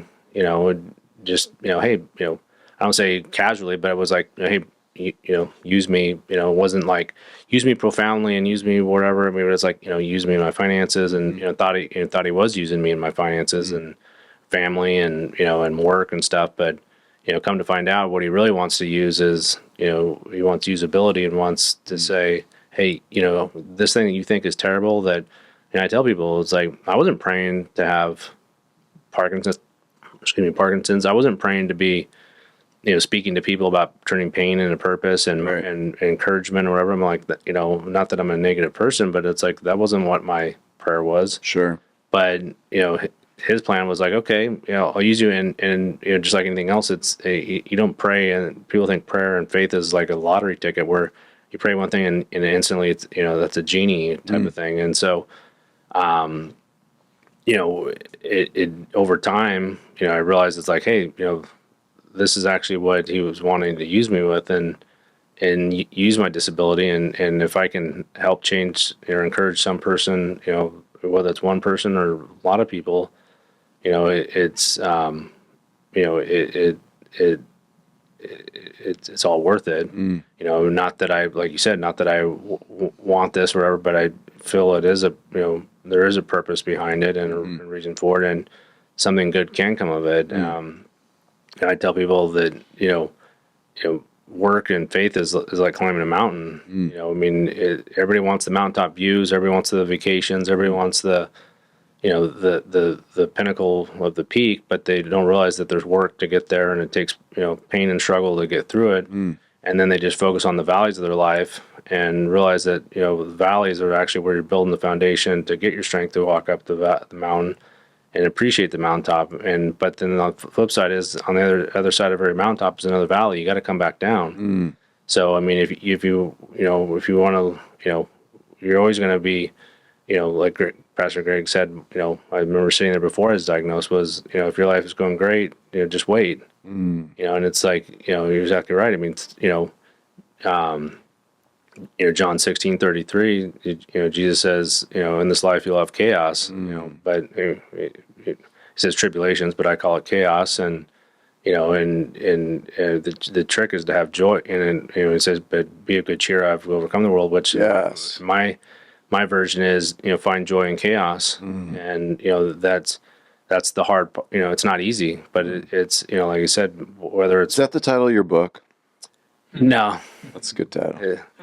Well, Cody Carnes already has it. Does he really? Well, it's, I think it's Firm Foundation, but it's Joy in Chaos. So Joy in Chaos. This is such a great phrase. But if I title the book, it'd be 3 words that changed my life. It would be the title, or that's kind of earmarked what the title would be. But sorry, I didn't mean to cut. No, it's. I mean, but at the end of the day, I mean, like I said, I mean, it's that one step at a time. I don't.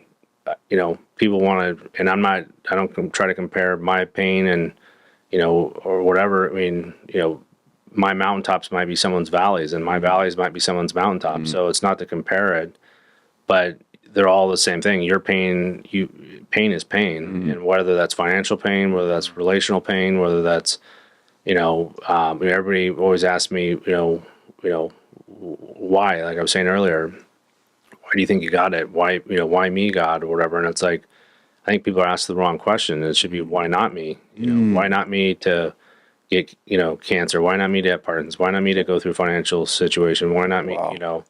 Is that, if you look at it from that perspective, you attack, things a lot differently. Totally. I mean, like I said, everybody, anybody that wants to go on vacation, it takes money to go on vacation. You got to go to work for it. I mean, you want to go climb the mountain, you want the view, you got to put the work into it. But in our lives, when it comes to our lives, we always think faith or something else is that, it's just like any other muscle. You have to work at it every day. You don't just, one step at a time, you clip away, and, some days are better than others. But I mean, if I sit there and worry about it every morning and go, I mean, just the other day, I was taking some supplements that I come to find out was interacting with my medicine. And it was like, wow, it felt like my almost took a step backwards, but it was like, I'm not going to dwell on this, whatever. And this is, if it is, it is. I mean, and, I mean, just like with getting diagnosed in my 40s, it's like people, when I say, is that going to, there's 2 ways to look at it. You can look at it that it's more time for it to progress and get worse, or more time for it to find a cure or whatever. So, I choose to, live my life with intention and, not, like I said, I believe God's, my definition of faith is whatever my circumstances are, I believe God has a plan and purpose. And so, I mean, do I know what that is? No, but I mean, and people ask me, as far as, why do you think God is doing this? I'm like, my faith has gotten stronger with this. And it's like, well, why? I'm like, because my faith's been tested. I mean, if I could easily go have a pity party and say my life's over and whatever, and stop working. I mean, I had my best financial years after I was diagnosed, and so I mean, I'm in best physical shape of my life. Wow. And I'm at I mean, I should say I can't run. I just choose not to run, but I mean, so I mean, there's benefits that I've gotten out of it, but I mean, it's like I said, it's not about me. It's Right. I feel like I've been called to, I don't want to say share my story, but could, use it to help people. Well, if there's somebody who's going to figure out the cure, I believe it might be you, JP. I can see the focus and determination and or prolonging. I don't. It's almost like the more that you absorb this, it's almost like it gives you strength and power to like pursue like that much harder. Like it's like okay, it's like the longer you absorb it, the more you're like pouring out. It's amazing to see this like transition because a lot of I'm not hiding from it. a lot of people don't do that. They get diagnosed with something and they'll just decline. But it's incredible to say like, no, I'm gonna like dig in and like I'm going the other direction and I'm going up. Yeah. I'm going up. Well, I mean, if I sit at the bottom of the hill, I'm not gonna get to the top. Right. So I might as well start taking a step up. And, I mean, I look at it, with, most people want to, live in tomorrow and worry about yesterday and fear tomorrow. And it's like, I look at it as, remember yesterday, live for today and plan for tomorrow, and, remember where you came from yesterday. Remember what struggles you've had. Remember what things you have. Live in the moment today and work towards tomorrow because tomorrow is going to be your yesterday. That's good. And so it's like I don't know, what is promised to me. I don't know whatever, but I know doing nothing is certainly not going to make my life any better. So, and it's by faith. I mean, I'm not making any claims to say that there's guarantees or whatever. Right. Like she said, in this life you will have chaos. Some of it we create it all on our own. Some of it is, circumstance. Some of it is whatever. But I mean, at the end of the day, how you deal with it defines your character. And and to me, it's not. I mean, it's just normal. I mean, that's the way I've approached it. I mean, is that I didn't have to have a sit down and with the family and say, okay, this is how I'm gonna approach it. Just it's like, okay, this is what I got, and I mean, keep pressing forward. Is it glamorous? Is it great? No, but I don't carry it on, and that's kind of part of the reason why, not I'll say coming out and doing this is I feel like it's like, the pity party. I don't want people like, I Sure. told a friend the other day, his wife, and the first thing was like, oh, I'm sorry. I was like, you don't have to be sorry. Mm-hmm. I mean, I'm fine. Mm-hmm. I mean, I mean, it is what it is. Yeah. I mean, it's like, I mean, I understand where people are coming from, but at the same time, it's like, you owe it to, yourself to be the best version of yourself, whether you're sick, whether you're healthy, whether you're, and, I mean, because it's not about you, whether you're sick or healthy, you got to, keep pressing on. Mm-hmm. God didn't give you a life. I mean, I've heard it said too. I mean, if you're still alive, you got a second chance. So it's like I owe it to Him to, give it better. And, I mean, and worrying about, like I said, if I worry about it, I'm no different than anybody else. I get depressed, I get discouraged, I get sad. But choosing, your mind is a muscle that you have to train as well. That you can't just constantly always go down a path of, it's tough, so now therefore I run. I mean, military people train, so that they're calm in tragic situations. Doesn't mean that they aren't scared when Sure. when they're taking on fire from somebody else. I mean, that's normal, but you've gone through those scenarios, you've gone through the training, you've gone through whatever preparation, and so, like I said, does it scare me? Is it worry? Me? Is it what my future will be? Yeah, but I mean, the same thing too. I mean, I may not, it's not doing nothing is not going to help me out either. So, I mean, for me, it's, and I've, it just, like I said, that's normal. And that's how I approach, life and work I mean, if I read a book, it's like, it's one page at a time. I don't Right. read, I'm not a fast reader, but, couple pages a day gets you through the book. Yes. What is maybe some of your daily rhythms or disciplines, spiritually, emotionally, mentally, physically, that have been helpful to get you through, these seasons?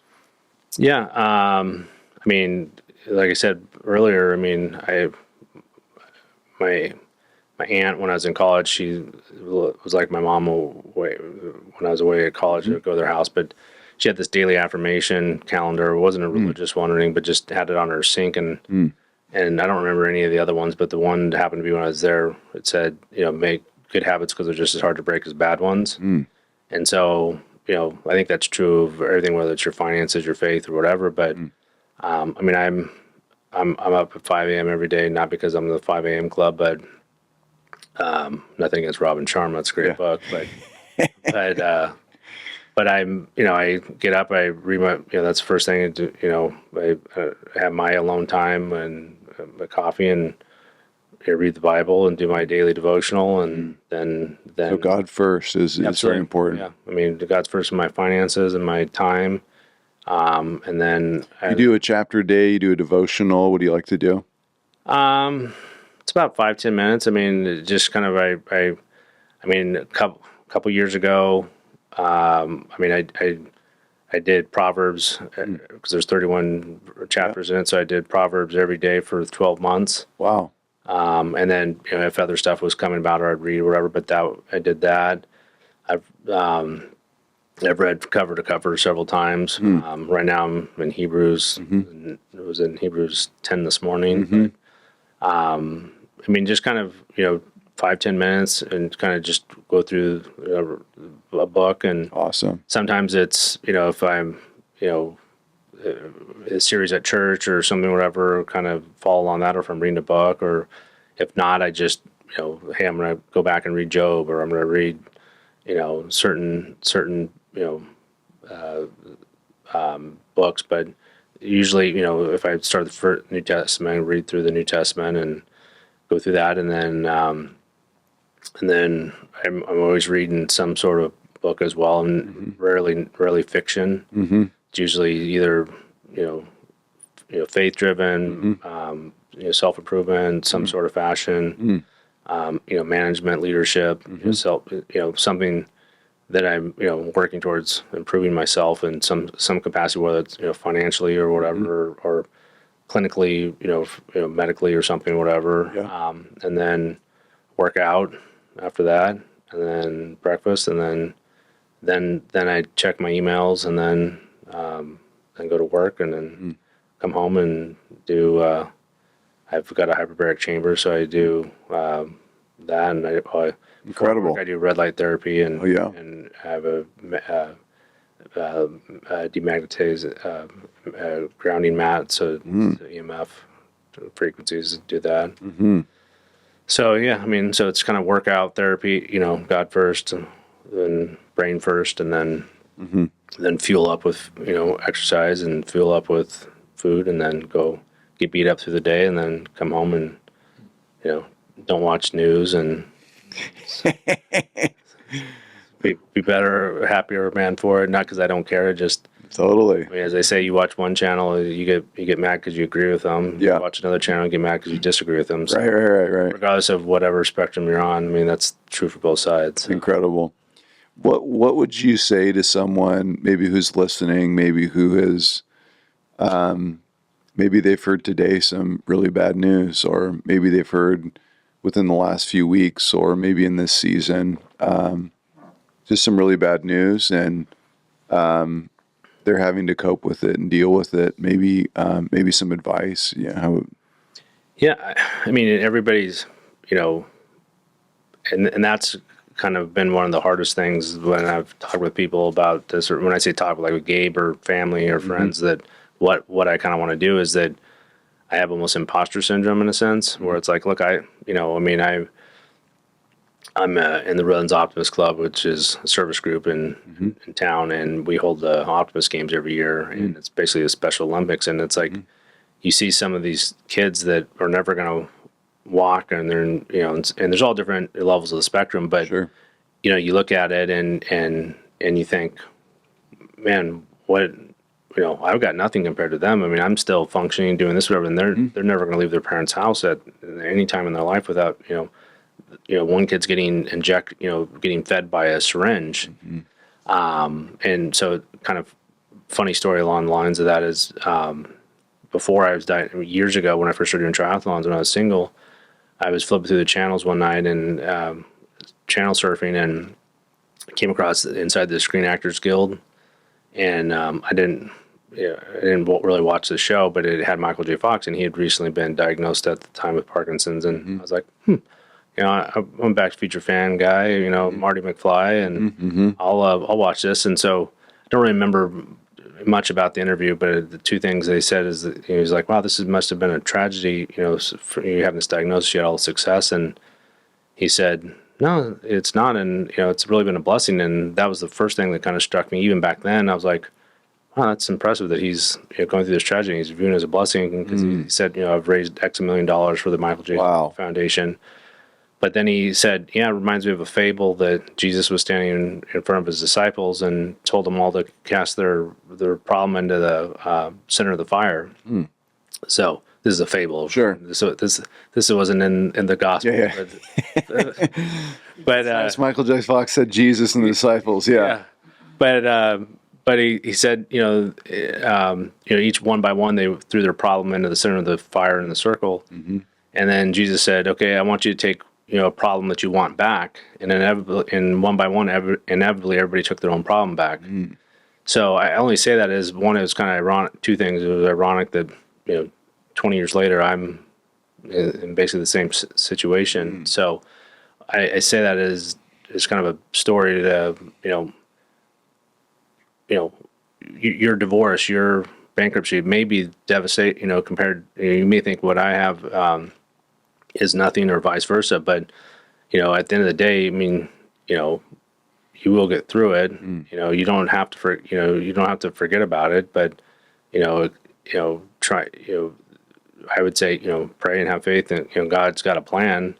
It doesn't make it, my life's not easy, texting, typing, eating a fork. I mean, everything is more challenging, but it is what it is, and each day you have a chance to make the best of the day, and so just push through it. I mean, I didn't, one day I just stopped crying. I mean, I did, but I still got up, and it's still emotional. I mean, sometimes I choke up telling the story about it, and but at the end of the day, I would say don't deny it, embrace it, because that's what makes you stronger. And if God's giving you this bowl of lemons, He obviously wants you to make lemonade out of it. So I mean, it doesn't mean that it's easy or that's what you wanted, but and and that's the only thing I can testify is that I hear people say, here's financial advice or something or whatever, which, not that it's not good advice, but it's like, wouldn't you rather hear best person to give you advice on financials on a bankruptcy is somebody that's had a bankruptcy, somebody that's gone through divorce. So it's like, hey, it sucks. You have heartache and it's going to be hard. You're going to come home alone and whatever. But, I mean, and, mine, friend said it was, like you're living a death sentence. And I'm like, I never really thought of it that way, that I'm living a death sentence. So it's like, but, because it's a slow, a slow progression. And so you watch it, but, that's not just the only advice, but I mean, I would say, take it one step at a time, one day at a time, get help. Don't be, whatever you're going through. I mean, don't be afraid to share. You don't have to share it with everybody and be an announcement. I mean, some people, I think, have to feel like, oh, I'm getting divorced, I have to tell everybody I'm going through this, or I'm going financials. It's like, get your, I call it the board of directors. Get your, close people that you can trust and confide in, and that will, be honest with you and help you out and listen to you. Sometimes, you need your friends to tell you the truth to your face. That and sometimes people will just tell you what you want to hear, but be with somebody that, and if it's medical, get second opinions, get things, whatever. Don't take doc's word for it that there's only certain things you can do. If every situation's different, but I mean, there's always a fight and a way to minimize whatever, may not go away, but it's going to be better. And that's where you can either make this tragedy make you bitter or make you better. I've chosen to make it better. Yes. JP, you're a breath of fresh air, man. Thanks. You're a blessing. You're blessing me. You're giving me lots of gold. I don't know what trials are coming my way. I don't know what storms. They will come. I don't wish them on myself. I'm not looking forward to them. But just as you said, I think we can prepare spiritually, mentally, emotionally as best we can. And it is ironic that in that fable, each person wants to take back the problem they cast into it, the fire. And because maybe we have been prepared for such a time as this, for that exact trial, in order to bring God maximum glory. Yeah, one other thing I would say is just, part of it is building a foundation ahead of time. I mean, my faith, I told you earlier that, my faith, wasn't, I had success and never knew God. And then all of a sudden, I had tragedy and then I found God, and therefore, that's brought me peace. Hey, that's a fantastic testimony, and that's great for anybody that said that. I mean, that's more power to someone. But it's always easier, I mean, I don't worry about when it rains that my house is going to blow over, because I was built a proof foundation and strong walls. And that's good. So, I mean, doing the work. I mean, going back to Ironman, yes, I never doubted that I wouldn't finish. How I place and time is up to me, because I know I put in the work. I never thought that yes, it's always a possibility, but putting in the work, and you don't just show up and do it one day. I mean, you finish the race, a year prior when you started the work, doing the day-to-day grind and stuff. And so, being prepared for, you don't look for a life raft when you're finally in a storm. You put a life raft in there when you go in the boat when it's smooth sailing. So, so you're prepared. But I mean, having that foundation, doesn't make the storm go away. It just makes you, handle the storm differently. So I mean, that building a foundation, it's made my life a lot easier, and it's also realized that, hey, it's made my roots and foundation get stronger as well. So build your life on the rock, on the right foundation. Yeah, on the rock, on Jesus, your house on the rock, on the good foundation, not on the sand. When that storm comes, your house will be standing. Because it's going to come. Yeah. Seasons come every season, and if you're in winter, well, summer, spring comes as well. So, your winter may seem like a entire, longer than other people's winters, but spring is around the corner. Amen. So that's so good. JP, where you got a book coming out soon? Then I don't know what soon means, but right, but this is a potential, right? Yeah. That's exciting. Where could potentially people connect with you or find you in the future if they want? They're listening to the podcast, and what would be the best way you think to connect in the future? Yeah, right now. So that's kind of the funny thing too, is I was always anti-social media. Yeah.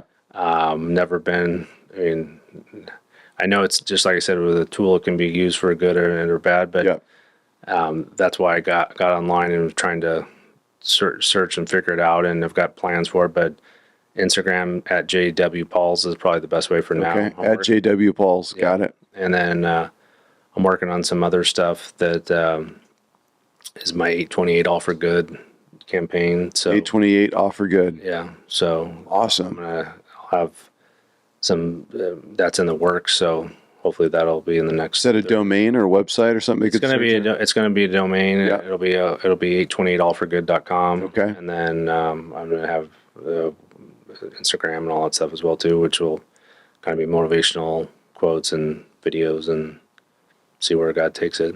Awesome. So Well, I mean, thank you for coming on the show and sharing the story and believing that God, that this is just the beginning, that this is just the beginning to a new chapter in which God will bring maximum glory and maybe the best years of your life, with your wife and being able to use all that the Lord has given to you to really just minister and bless and help a lot of people.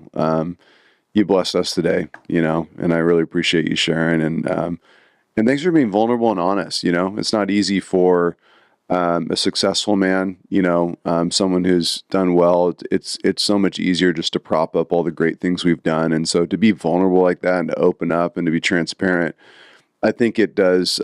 It's just ministered deeply to me as well, and I think to a lot of the guys, a lot of the people listening today, I know that the dividends are already being paid out spiritually, believing it's going to be used for the kingdom. So thank you for doing it. Maurice, thanks for having me.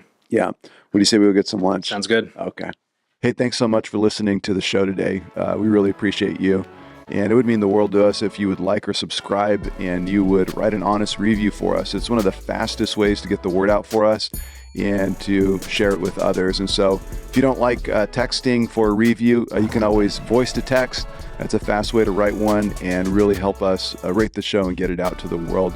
Thank you so much for listening again. We hope it continues to bless you and encourage you each and every week. And of course, leave you stoked.